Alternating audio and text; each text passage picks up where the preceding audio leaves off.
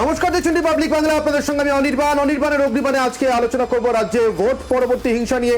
Vote পরবর্তী হিংসা বললে বোধহয় বিষয়টাকে একটু খাটো করা হবে, বলা উচিত নির্বাচনের ফল পরবর্তী হিংসা। ভোট পরবর্তী হিংসা তো ছিলই, 8 দফার ভোট বিভিন্ন পর্বে আমরা দেখেছি।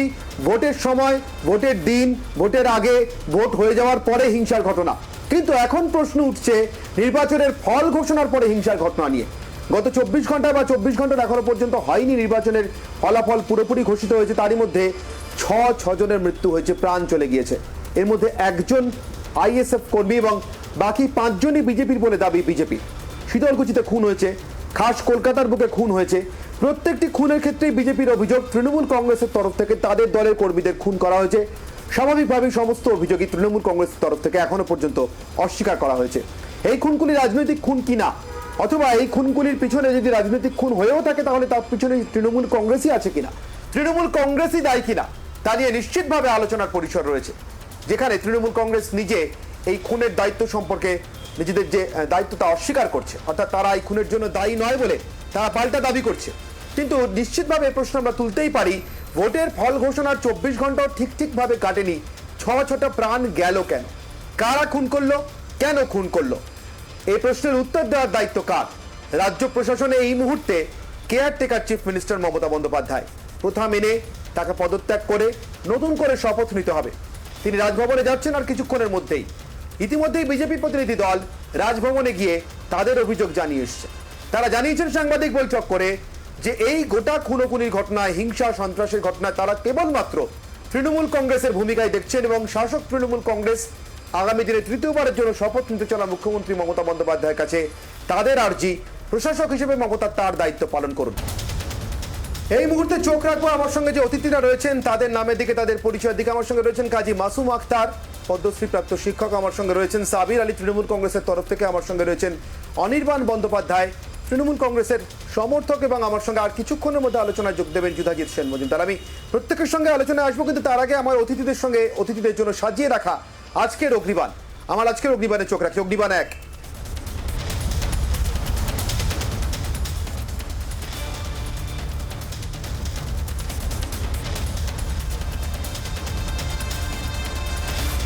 নির্বাচন শেষ, হিংসা কবে শেষ হবে? আজকের অগ্নিবাণ 1, নির্বাচন শেষ, হিংসা কবে শেষ হবে? অগ্নিবাণ 2।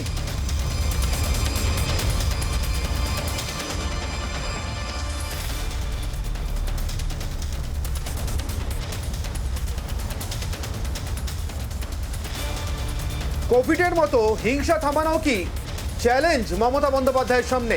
নতুন মন্ত্রিসভা শপথ নেবে 5ই মে। মমতা বন্দ্যোপাধ্যায় মুখ্যমন্ত্রী হিসেবে সম্ভবত শপথ নেবেন। তারপরে কি তার সব থেকে বড় চ্যালেঞ্জ যদি হয় কোভিড, তারপরেই চ্যালেঞ্জ থাকবে এ রাজ্যে রাজনৈতিক হিংসা থামানো? অগ্নিবাণ 3।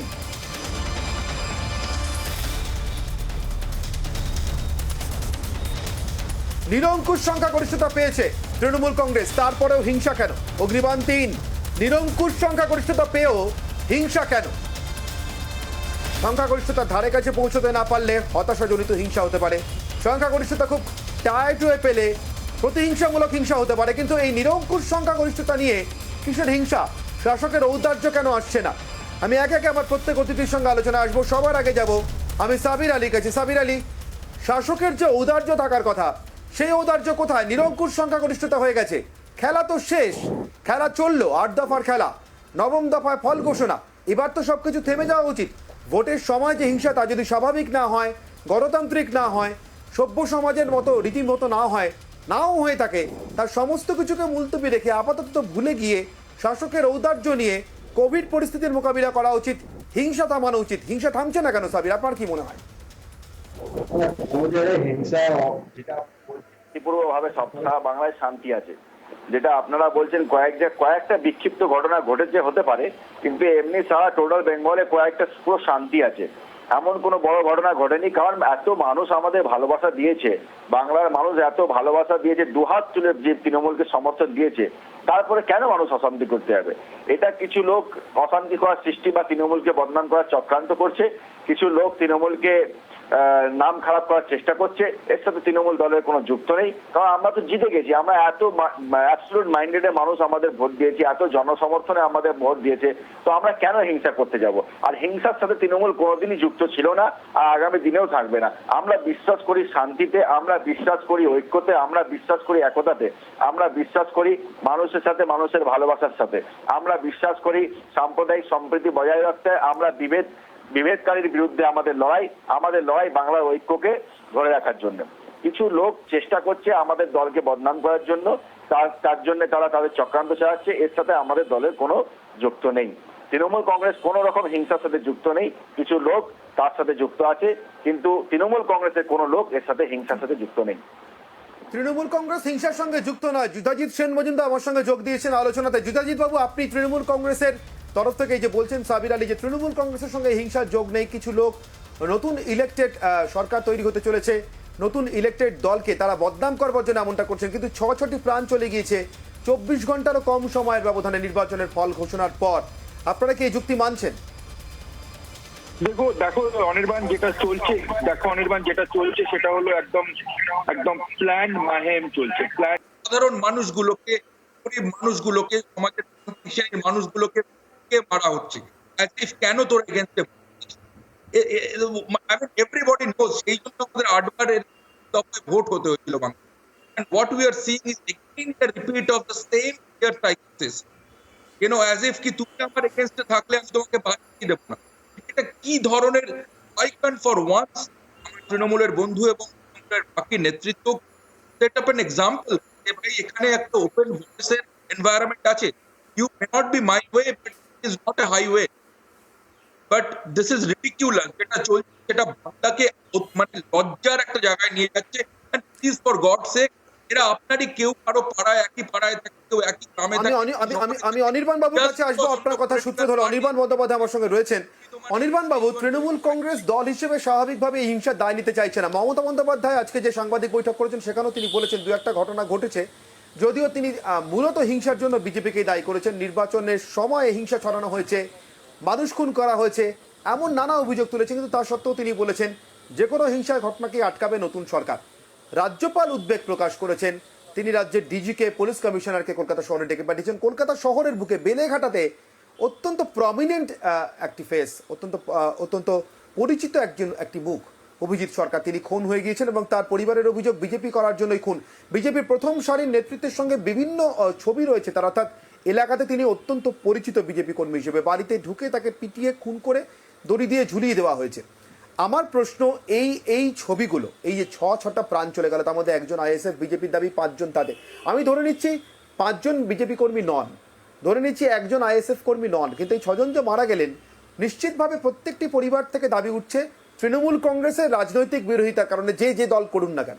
আমি দলের পরিচয়টা সরিয়ে রাখছি।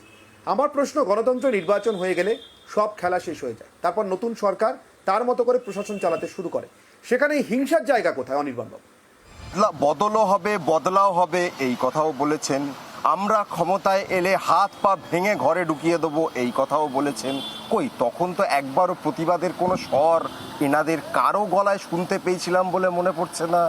তখন তো একবারও গণতন্ত্রের কথা, একবারও আইনের কথা এইসব মনে পড়েনি। যখন বিজেপি বিরোধী কোনো মানুষ উত্তরপ্রদেশে ভুয়ো এনকাউন্টারে খুন করার বিরোধিতা করেছেন, তখন তাকে পাল্টা ক্ষমতায় এলে আমরাও একইভাবে এনকাউন্টার করে মারব, এই কথা বলতে তো ওনাদের বুক কাঁপেনি। আজকের দিনে দাঁড়িয়ে যখন বুঝলেন যে বাংলা আপনাদের পরিত্যাগ করেছে, তখন কি হঠাৎ করে গণতন্ত্রের পাঠ মনে পড়ছে? হঠাৎ করে মানবিকতার পাঠ মনে পড়ছে? যখন আপনাদের তরুণ নেতা ফেসবুকে বলছেন 15টা গুলি চালিয়েছিল কেন্দ্রীয় বাহিনী, 4টে কাজে লেগেছে, 11টা কাজে লাগেনি, তখন তো তাকে মাথায় তুলে নাচছিলেন। এই প্রশ্ন করার উত্তর আমি যুধাজিৎ বাবুর কাছ থেকে নেব, কিন্তু আমার একটা প্রশ্ন রয়েছে। আমার প্রশ্ন, এই মন্তব্যগুলোর সাপেক্ষে এই গত 24 ঘন্টারও কম সময়ের ব্যবধানে 6টি প্রাণ চলে যাওয়া, এটা কি কোনোভাবে আমরা জাস্টিফাই করতে পারি? দেখো, এই কথাটা ক্লিয়ারলি বোঝা যাচ্ছে বললাম কি যে আমার কোনো বন্ধু, কারণে আমার যে কোনো তৃণমূলের ঘটনায় যে কারো তাদের হাতে attitude, এবার যাদের listening প্রাণ it down, গেছে কি আমি কথা তাদের হচ্ছে? পরিবারকে সমবেদনা ওরা কি জানাই। বলছে, আমাদের কি হতে পারে ভোটের তারা এই আলোচনায় আদ্যন্ত বিষাক্ত ময়দানে একটি দলের কে কি সমর্থক কথা ছিলেন, বলছে তা সেটাকে list সত্ত্বেও down করে তাদেরকে as if কোনোভাবে এখন আঘাত আবার করা payback যায় এর না। time।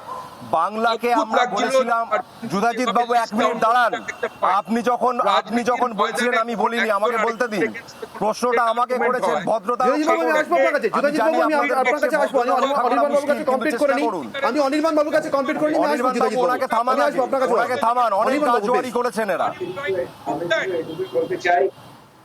আমি শুধু এটুকুই বলতে চাই আজকে যে কোনো যুধাজিৎ বাবু, আমি আসবো আপনার কাছে, আপনার কাছে আমি আবারও ফিরবো। যুধাজিৎ বাবু, আমি শেষ করে নিন। অনির্বাণ বাবু, আমরা প্রত্যেকেই দূরে রয়েছি। যুধাজিৎ বাবু, কথা বলতে অসুবিধা হবে। অনির্বাণ বাবু শেষ করে নিন। অনির্বাণ বাবু, প্লিজ। হ্যাঁ, আমি বলছি যে ছজনের কথা আপনি বলছেন তারা হতে পারে, আমি জানি না নিশ্চিতভাবে, তারা হতে পারে এই বিষাক্ত মতাদর্শের দলটির সাথে যুক্ত ছিল।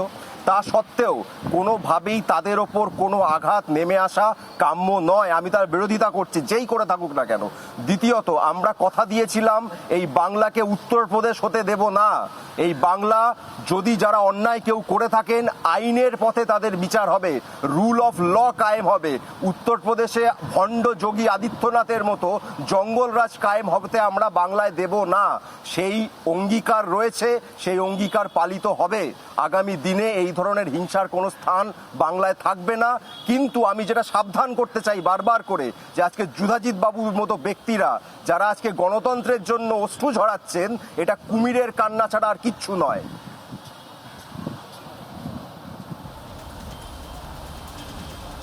বেশ, আমি এবার যুধাজিৎ বাবুর কাছে যাই।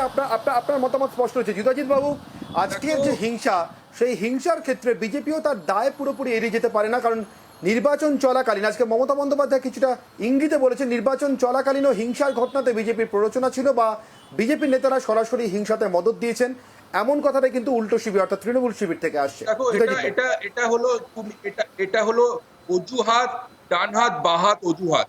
এটার কোনো প্রশ্নই ওঠে না। রাজনীতি বলে হিটলারের নাৎসি মতাদর্শ এবং আরএসএস বিজেপির হিন্দুত্ববাদ একই জিনিস। আমি সময় মতো আসবো। যুধাজিৎ বাবুকে বলতে দিন, প্লিজ। শুধুমাত্র ভোট পেয়েছেন বলে আপনাদের মতাদর্শ বিষাক্ত নয়, এই কথা বলা যায় না। কতটা মনে এত মনে ঘৃণা রাখতে হয়। অনির্বাণ বাবু, আমি আসবো আপনার কাছে। অনির্বাণ বাবু, আমি আসবো, সময় মতো আসবো। ব্যাপারটা কি, আমাদের চিন্তা ভাবনাগুলো গঠনমূলক হওয়া দরকার আছে।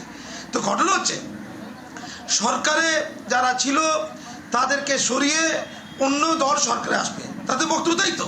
তাহলে তাদেরকে সংযত হতে হবে, তাদেরকে ভালো পাঠ দিতে হবে। তৃণমূল যদি কোথাও ভুল করে, বিজেপি সে ভুলটা না করে সেটা দেখতে হবে। কিন্তু আমি তো শুনেছি, এটা আমারও বুকে বেজেছিল। আমি জানতাম নির্বাচনের পরেও বা অন্য সময় এই আগুনের মানে আঁচ কিন্তু পেতে হবে। শীতলকুচিতে 4 জন মারা গিয়েছে পুলিশ কেন্দ্রীয় বাহিনীগুলিতে, 4 জন। যেভাবে মারা যাক, যে কারণেই মারা যাক, অনেক টিভি চ্যানেল আলোচনা হয়েছে, কিন্তু মারা তো গেছে। ওরা তো খুব সাধারণ মানুষ, অসচেতন মানুষ, মারা গেছে তারা। কিন্তু একজন দায়িত্বশীল নেতা তিনি বললেন 4 জনকে মারলো কেন, 8 জনকে মারা দরকার ছিল। এটা বলা যায়?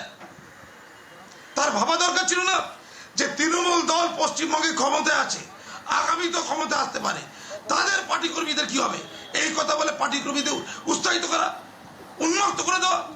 আর একজন নেতা বললেন যে বুক লক্ষ্য করে গুলি চালাবে কেন্দ্র বাহিনী, বুক লক্ষ্য করে। অর্থাৎ কোথাও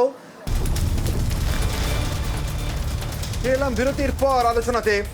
সময় মেনে, রীতি মেনে ব্রহ্মাস্ত্র আসবে আজকের আলোচনাতে। কিন্তু তার আগে আমি যে আলোচনায় ফিরতে চাইবো, আমি অনির্বাণ বাবুর কাছে ফিরবো। অনির্বাণ বাবু, আপনার কাছে আসবো আমি একটা অন্য প্রশ্ন নিয়ে। আপনাদের তোলা বা কাজী মাসুম আক্তারের তোলা যে প্রশ্ন, সে প্রশ্ন নিয়ে নিশ্চিতভাবে যুধাজিৎ সেন মজুমদারের কাছে যাবো আরও একবার। কিন্তু আপনার কাছে আমার প্রশ্নটা অন্য। আপনি কিছুক্ষণ আগে হিটলারের সঙ্গে তুলনা করছিলেন। আমার একটা খুব সোজা সাপটা প্রশ্ন আছে অনির্বাণ বাবু। যদি এই যে বিজেপি ফ্যাসিস্ট কি ফ্যাসিস্ট না, সেটা উত্তর দেওয়ার দায়িত্ব সম্পূর্ণভাবে তাদের নীতি আদর্শের কথা। কিন্তু আমি পলিটিক্যাল সায়েন্সের জায়গা থেকে আপনাকে জিজ্ঞাসা করছি, আশা করি সেটা আপনি বুঝবেন। বিজেপি যদি ফ্যাসিস্ট শক্তি হতো, আপনি হিটলারের সঙ্গে তুলনা করলেন, মুসোলিনির সঙ্গে তুলনা করলেন, তাই বলছি, তাহলে নির্বাচনে জিতে ক্ষমতায় আসতো ঠিকই, কিন্তু নির্বাচনের মাধ্যমে ক্ষমতা থেকে যেত কি? ভারতবর্ষের কেন্দ্রীয় সরকার থেকে অটল বিহারী বাজপেয়ীকে নির্বাচনে হেরে ক্ষমতা থেকে বিদায় নিতে হয়েছে। নরেন্দ্র মোদী এসছেন, কোনো না কোনো দিন তাকেও বিদায় নিতে হবে, বা তিনি যদি থেকেও যান, তিনি যদি পরবর্তী টার্মের প্রধানমন্ত্রী নাও হন, যদি বিজেপি ফেরে, তারপরেও কোনো না কোনো দিন বিদায় নিতে হবে। সারা জীবন ভারতবর্ষে একাধিক্রমে রাজত্ব চালিয়ে যাবেন, শাসন চালিয়ে যাবেন। জওহরলাল নেহরু, ইন্দিরা গান্ধীও পারেননি, সুতরাং বিজেপিও পারবে না। ভারতবর্ষে এতগুলো রাজ্যে বিজেপি ক্ষমতাতে এসছে, ক্ষমতা থেকে গেছে। মহারাষ্ট্রে গেছে, মধ্যপ্রদেশে গেছে, রাজস্থানে গেছে। প্রশ্ন হচ্ছে বিজেপির যে রাজ্যে ক্ষমতায় এসছে, অথবা বিজেপি যে রাজ্য থেকে ক্ষমতা থেকে চলে গিয়েছে, যেমন রাজস্থান রয়েছে, মধ্যপ্রদেশ রয়েছে, এখন আবার বিজেপি ফিরে এসছে, কিন্তু তা সত্ত্বেও মাঝখানে একটা দীর্ঘ সময় ছিল না। ছত্তিশগড় নেই বিজেপি ক্ষমতায়, উত্তরপ্রদেশে একটা বড় সময় ক্ষমতায় ছিল না। এই যাওয়া অথবা ফিরে আসার পর দল বেছে হিংসা হচ্ছে, এবং এই যাওয়া আর ফিরে আসার মধ্যে গণতন্ত্র নেই, অন্য কিছু আছে, এমন কোনো প্রমাণ আপনার কাছে? মানে ফ্যাসিস্ট বলে দাগিয়ে দিলে কোথাও একটা লেজিটিমেসি তৈরি হয়ে যায় না? আচ্ছা ফ্যাসিস্ট, আচ্ছা বিষাক্ত, আচ্ছা সাপের মতো, তাহলে পিটিয়ে মেরে দিই। ঠিক যেমন ইলামবাজারে পিটিয়ে মেরে দেওয়া হলো, ঠিক যেমন শোভারানীকে মেরে দেওয়া হলো আজকে। আমি শোভারানী মজুমদারের কথা বলছি না, আমি ভাটপাড়া জগদ্দলের শোভারানীর কথা বলছি, শোভারানী মণ্ডলের কথা বলছি। ছেলেকে বাঁচাতে গিয়ে যিনি খুন হলেন, চোখের তলায়, চোখের উপরে, মাথায়, সর্বত্র কালশিটে আর রক্ত জমাট বেঁধে থাকার ছাপ। আমার প্রশ্ন, এটা কি ভালো বিজ্ঞাপন, গণতন্ত্রের বিজ্ঞাপন? বিজেপি পাল্টা ফ্যাসিস্ট বললে? ফ্যাসিবাদী কি ফ্যাসিবাদী নয় এটা আমার বলার অপেক্ষা রাখে না। আপনি মনে রাখবেন, বিজেপির পেছনে যে আসল সংগঠন আরএসএস, তাদের যারা মাথা, তাদের লেখা বিভিন্ন বই, বিভিন্ন চিঠিপত্রে মুসোলিনি এবং হিটলারের যে মতাদর্শ, তার জয়গান শোনা গেছে বারবার করে। এনাদের যে সরসংঘ চালক যারা হয়েছেন, তাদের ঘনিষ্ঠ লোকজন, তারা অনেকে মুসোলিনির যখন ইটালিতে তারা রাজত্ব করছেন, তার ফ্যাসিস্ট পার্টি, তারা সেখানে গেছিলেন। মুসোলিনি এবং হিটলারের প্রশংসা রবীন্দ্রনাথ এবং সুভাষচন্দ্র বসুর লেখাপত্র রয়েছে, আমি আপনাকে বললে কোট করে করে শোনাতে পারি। হ্যাঁ, তারা ভোটে জিতে ক্ষমতায় এসছেন, এরপরে ভোটে হেরেই একমাত্র যে ক্ষমতা থেকে চলে যাবেন, সেটা কি হবে সেটা ভবিষ্যতের গর্ভে। তার মানে এই নয় যে তাদের যে মতাদর্শ, তাদের যে কর্মপন্থা, সেটা ফ্যাসিবাদী নয়। তাদের কর্মপন্থা আদ্যন্ত ফ্যাসিবাদী। কারণ মনে রাখবেন, এনারা কিন্তু, এদের আরএসএস এর কথা বলছি আমি, বিজেপি তখন ছিল না, তারা কিন্তু ভারতবর্ষের স্বাধীনতা আন্দোলনের বিরোধিতা করেছিল। খেলা হবে কথা তৃণমূল সরকার বলেছিল, এটাই যেন সেই খেলা হবে যে 40% মানুষ বিজেপিকে ভোট দেবে, আমরা তাদের দেখিয়ে দেব, আমরা আমাদের শক্তি নিয়ে এসে আমাদের সম্পূর্ণ শক্তি দিয়ে তাদেরকে দাবিয়ে রাখবো। তাদের মানুষ, তাদের মহিলাদের সংগঠনের বইপত্র পড়েননি, সেটা আপনার সমস্যা। করা হবে, গুলি মারা হবে, আর তার জায়গায় তুমি অজুহাত নিয়ে আসছো সংঘ পরিবার কোথায় কি দিয়ে। তুমি তোমার তো ফার্স্ট এখানে সরি বলা উচিত। পিরিয়ড তোমাদের নেতৃত্ব আজকে তোমরা দিতে এসছো, কোথায় তোমাদের উচিত বলা যে ভাই, যে আমায় ভোট দিয়েছিল এবং যে আমায় ভোট দেয়নি তারা সবাই এই বাংলার মানুষ। তার জায়গায় তোমরা কি করতে, যে 40%, 40 একটা বিরাট বড় নাম্বার, সেই 40%কে বানিয়ে দিলে। আজকের ব্রহ্মাস্ত্র নেওয়ার সময় গেছে, আমি দুজনকে একটি বিরতি করছি, আমি আসবো আলোচনাতে। আজকের ব্রহ্মাস্ত্র, হিংসায় বিশ্বাস থাকলে গণতন্ত্রের পথে কেন? যদি নির্বাচনের আগে, পরে, নির্বাচনের সময় এবং এমনকি ফল ঘোষণার পরেও নিরঙ্কুশ সংখ্যাগরিষ্ঠতা পেয়ে যাওয়ার পরেও হিংসাতেই একমাত্র বিশ্বাস থাকে, তাহলে গণতন্ত্রের পথে থাকা কেন? আমি এই প্রশ্ন নিয়ে যাব প্রথম সাবির আলীর কাছে। সাবির বাবু, আপনার কাছে আমার প্রশ্ন, যদি হিংসাতেই এতটা বিশ্বাস, হিংসার উপরেই এতটা ভরসা, তাহলে গণতন্ত্রের পথে, সংসদীয় গণতন্ত্রের পথে থাকার প্রয়োজন কোথায়? আমার একটা কথা মনে পড়ছে, আমাকে মাফ করবেন, প্রশ্ন হয়তো একটু দীর্ঘায়িত হবে। আমার একটা কথা মনে পড়ছে, সৈফুদ্দিন চৌধুরী সিপিএম ছাড়ার সময় ঠিক এই কথাটাই বলেছিলেন, যে কাউকে একটা দাগিয়ে দাও শ্রেণী শত্রু বলে, তারপর তার বিরুদ্ধে যাই করি না কেন সেটা কোথাও একটা বৈধতা পেয়ে যায়। ঠিক সেরকম ভাবে বিজেপিকে যদি একবার ফ্যাসিস্ট বলে দাগিয়ে দিই, বিষাক্ত সাপ বলে দিই, বিষাক্ত শক্তি বলে দিই, সমাজ ভাগ করার শক্তি বলে দিই, সাম্প্রদায়িক বলে দিই, ঘৃণ্য বলে দিই, তারপরে একেবারে নিচু তলায় যাদের কথা বলছেন কাজী মাসুম আক্তার, ওই হাড় হাওয়াতে লোকগুলোকে পিটিয়ে মেরে ফেলার যেন কোথাও একটা বৈধতা তৈরি হয়ে যায়। সাবির আলী আজকে যিনি মারা যাচ্ছেন ইলামবাজারে, আজকে যিনি বেলেঘাটাতে আক্রান্ত হচ্ছেন, কোথাও না কোথাও তিনি তো আপনার এবং আমার সহনাগরিক। তিনি কোনো একটি বিরুদ্ধ মতের রাজনৈতিক দল করেন, যে বিরুদ্ধ মতটার সঙ্গে আমার মতে মেলে না, এটা তার একমাত্র অপরাধ হতে পারে প্রাণে বেঁচে থাকা বা না থাকার জন্য? সেটা সভ্য গণতন্ত্রের পরিচয়? দেখুন, সোজা একটা হিংসায় আমাদের দল তৃণমূল কংগ্রেস বা বাংলার মানুষ হিংসায় বিশ্বাস করে না, এটা প্রথম কথা।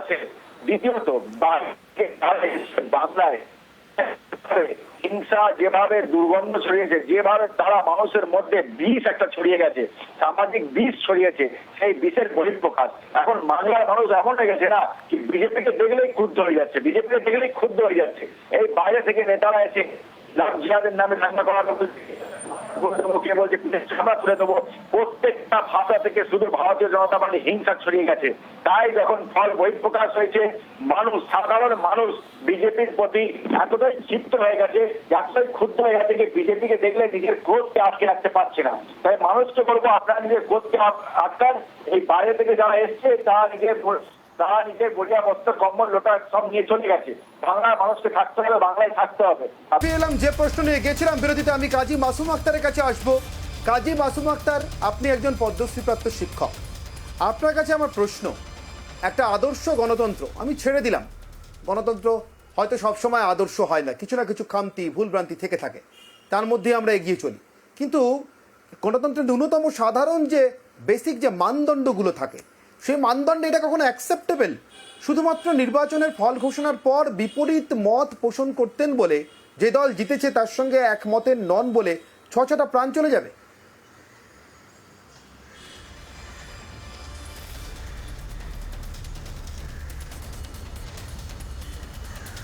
চিত্ত যেথায় ভয়শূন্য, উচ্চ যেথা শির, এমন এক পরিবেশ হচ্ছে গণতান্ত্রিক পরিবেশ।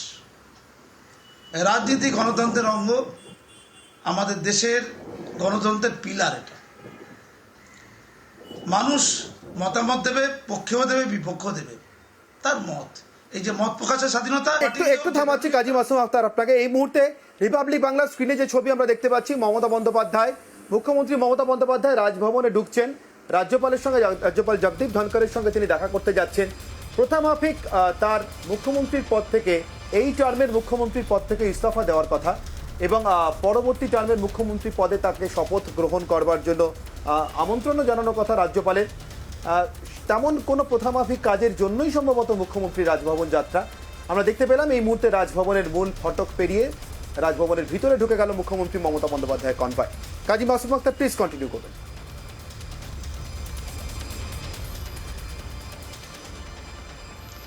আমি যে কথা বলছিলাম এটা একটা লক্ষণীয় কথা, কিন্তু শুনতে খুব খারাপ লাগবে। যিনি ইলামবাজারের গাড়ি তার ভেঙে দিয়েছে, অত্যন্ত অন্যায় কাজ করেছে, অত্যন্ত পাপ কর্ম, অত্যন্ত পাপ, তার শাস্তি হওয়া উচিত যারা ভেঙে দিয়েছে। কিন্তু যারা গাড়িটা ভাঙলো তাদের সম্পর্কে মাননীয় প্রার্থী বলছেন কি, ওই দুষ্কৃতীরা কোন একটি ধর্মের দুষ্কৃতী। আপনার বক্তব্য নিয়ে জুনাজিদ বাবু কাছে যাবো, একদম শেষ দিকে চলে এসেছি। জুনাজিদ বাবু, আজকের হিংসার পিছনে নির্বাচনের সময়, নির্বাচন প্রক্রিয়াকালীন বিজেপি নেতাদের বক্তব্যের ইন্ধনকে উড়িয়ে দেওয়া যায় না, আপনি স্বীকার করবেন জুনাজিদ বাবু? মমতা ব্যানার্জি যখন বিরোধী দেখো, প্রথম কথা হলো যে তুমি শুধু অ্যাটিটিউডটা দেখো। অ্যাটিটিউডটা হলো যে আমরা এতদিন ধরে লিস্ট ডাউন করে রেখেছি, তোমরা কি কি বলেছিলে, আজকে আমরাও বলেছি, তোমরাও বলেছো, রাজনীতির মধ্যে সব আলোচনা হবে। জেতার পর আমরা সেই লিস্ট করে ধরে তোমাদের বলবো, প্রত্যেকটা ঘটনা ঘটাবো, মানুষ মারবো, তারপর আমরা সেটাকে জাস্টিফাই করার জন্য সেটাকে নিয়ে আসবো। এর থেকে নোংরা, এর থেকে বেশি হিটলারি অ্যাটিটিউড আমরা কোন রাজ্যের রাজনীতিতে দেখি। বাংলাকে এরা কোথায় নিয়ে যাচ্ছে? দেখো, ভারতবর্ষে বিজেপি আজকে এতগুলো রাজ্যে আছে, আমরা পুরো দেশের রাজ্য, আমরা সেন্ট্রালে গেছি 3বার করে, কোথাও তুমি দেখোনি ভোট করবে, ভোটের পরে এই রকম হিংসা, আর তাকে জাস্টিফাই করার জন্য। আমি সাবিরের কাছে যাব। সাবির, আপনি বলছিলেন যে শান্তির কথা বলছেন মুখ্যমন্ত্রী, নিশ্চিতভাবে মুখ্যমন্ত্রী শান্তির জন্য আবেদন জানিয়েছেন, কিন্তু সে শান্তি ফিরবে কি, এতটা কি আপনিও ভরসা রাখতে পারছেন সাবির? হ্যাঁ জুদাজিৎ বাবু, ত্রিপুরা বলে একটা রাজ্যের কথা শুনেছেন? যেটা ইলেকশনের মধ্যে অশান্তি সৃষ্টি হয়েছে, যেটা ইলেকশন কমিশনের ডাহা fail, election commission total failure, তাই জন্য হিংসা হয়েছে বাংলার বুকে। যদি ইলেকশন কমিশন তার ইলেকশনটা ঠিকভাবে পরিচালিত করতো, ইলেকশনটা ঠিকঠাক ভাবে পরিচালিত করতো, তাহলে কোন রকম হিংসা বাংলার বুকে হতো না। 5ই মে মমতা বন্দ্যোপাধ্যায় আবার শপথ নেবেন এবং সেদিনকে আর কোনো অ্যাম্বিগুইটি থাকবে না। রাজ্যের প্রশাসনের, পুলিশের দায়িত্ব কার হাতে? এখন নির্বাচন কমিশনকে বলে সামনে রেখে হয়তো কিছুটা সামনে খাড়া করে দায় এড়ানো যাচ্ছে, কিন্তু 5ই মের পর কিন্তু এ রাজ্যে নতুন সরকারের সামনে কোভিড মোকাবিলার মতোই চ্যালেঞ্জ হয়ে দাঁড়াবে রাজ্যে হিংসা, রাজনৈতিক হিংসার মোকাবিলা। মমতা বন্দ্যোপাধ্যায় কতটা কুশলীভাবে কতটা দক্ষতার সঙ্গে সেই হিংসাকে মোকাবিলা করতে পারেন, সেই হিংসার চ্যালেঞ্জকে মোকাবিলা করতে পারেন, থামাতে পারেন, সেদিকে নিশ্চিতভাবে রিপাবলিক বাংলার নজর থাকবে। অন্যান্য সংবাদ মাধ্যমের মতো অনির্বাণের অগ্নিবাণ এখানে শেষ করছি। এরপর থাকছি সোজাসুজি স্বর্ণালী আপনাদের সঙ্গে।